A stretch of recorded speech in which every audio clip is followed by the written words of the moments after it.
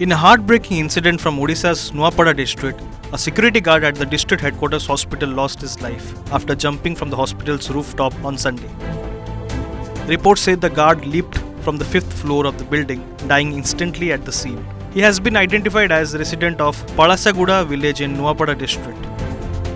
While the exact reason behind this tragic act remains unclear, initial information suggests that the man had not received his salary for nearly 5 months. The prolonged delay in payment is believed to have caused him deep distress, though officials have not yet confirmed this claim. The hospital administration has so far remained silent, with no official statement issued about the alleged salary dispute or the circumstances of his death. The incident has sparked outrage among hospital staff and local residents who are demanding a full investigation.